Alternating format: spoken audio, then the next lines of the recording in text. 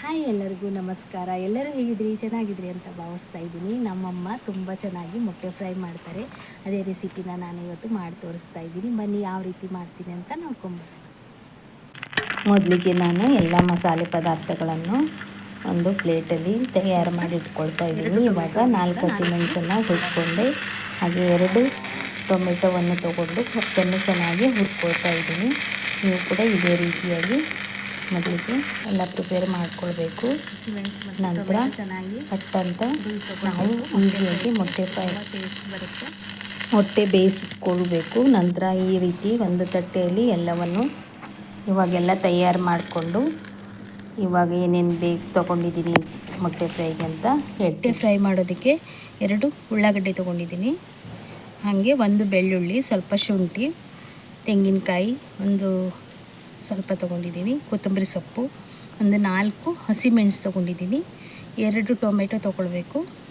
ಇಷ್ಟಿದ್ದರೆ ಸ್ವಲ್ಪ ಗರಂ ಮಸಾಲೆ ಹಾಕಿ ಇದನ್ನು ನಾನು ಪೇಸ್ಟ್ ಮಾಡ್ಕೊಂಡು ಬರ್ತೀನಿ. 1 ಚಮಚದಷ್ಟು ಗರಂ ಮಸಾಲೆ ಪೌಡ್ರನ್ನ ಹಾಕಿ ಇದನ್ನು ಸಣ್ಣಗೆ ಪೇಸ್ಟ್ ಮಾಡಿಕೊಂಡು ತೊಗೋಬೇಕು.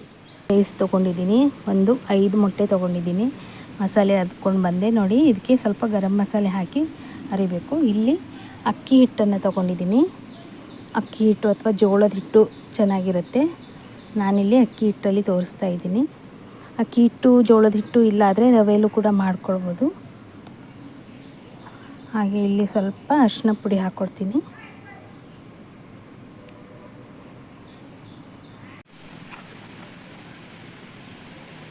ಹಾಗೆ ರುಚಿಗೆ ತಕ್ಕಷ್ಟು ಉಪ್ಪನ್ನು ಹಾಕ್ಕೊಳ್ಬೇಕು.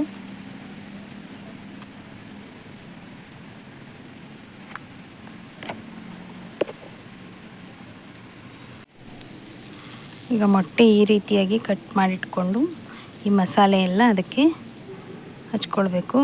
ನಾನೀಗ ಮಾಡ್ತಾಯಿದ್ದೀನಿ ನೋಡಿ, ಒಂದೊಂದಾಗಿ ಮಾಡ್ಕೊಂಡು ಹೋಗ್ತೀನಿ.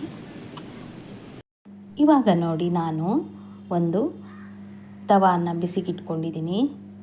ನಂತರ ಮಸಾಲೆಯನ್ನು ಅರ್ಧ ಭಾಗ ಕಟ್ ಮಾಡಿಟ್ಟಂಥ ಮೊಟ್ಟೆಗೆ ಹಚ್ಚಿಬಿಟ್ಟು ನಂತರ ಹಿಟ್ಟಲ್ಲಿ ಹೊರಳಾಡಿಸಿ ಒಂದೊಂದಾಗಿ ನಾನು ತವಾ ಮೇಲೆ ಹಾಕ್ಕೊಳ್ತಾ ಇದ್ದೀನಿ. ನೀವು ಇದೇ ರೀತಿ ಮಾಡಿಕೊಂಡು ಬಾಣಲೆಯಲ್ಲೂ ಹಾಕ್ಕೊಳ್ಬೋದು. ಸ್ವಲ್ಪ ಎಣ್ಣೆ ಡೀಪ್ ಫ್ರೈ ಮಾಡಬಾರ್ದು, ಸ್ವಲ್ಪ ಎಣ್ಣೆಲೆ ಇದನ್ನು ಫ್ರೈ ಮಾಡ್ಕೊಳ್ಬೇಕು.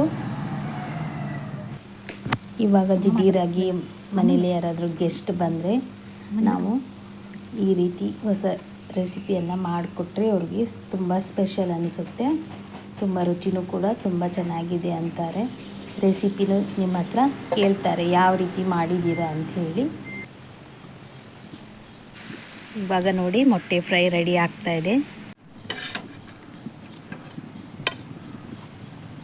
ಹಾಯ್ ಫ್ರೆಂಡ್ಸ್, ನೋಡಿದ್ರಲ್ಲ ಅಮ್ಮ ಮಾಡುವಂಥ ಮೊಟ್ಟೆ ಫ್ರೈ ಎಷ್ಟು ಸೂಪರಾಗಿ ಬಂದಿದೆ ಅಂತ. ನಿಮಗೂ ಕೂಡ ಈ ರೆಸಿಪಿ ಇಷ್ಟ ಆಗಿದೆ ಅಂದ್ಕೊಂಡಿದ್ದೀನಿ. ಇಷ್ಟ ಆಗಿದರೆ ನೀವು ಕೂಡ ಮಾಡಿಕೊಂಡು ಮನೇಲೆಲ್ಲರಿಗೂ ತಿನ್ನಿಸ್ಬೋದು. ಈ ವಿಡಿಯೋ ಇಷ್ಟ ಆಗಿದ್ದರೆ ಲೈಕ್ ಮಾಡಿ, ಶೇರ್ ಮಾಡಿ, ಸಬ್ಸ್ಕ್ರೈಬ್ ಮಾಡೋದನ್ನು ಮರಿಬೇಡಿ. ಪೂರ್ತಿಯಾಗಿ ವಿಡಿಯೋ ನೋಡಿದ್ದಕ್ಕಾಗಿ ಧನ್ಯವಾದಗಳು.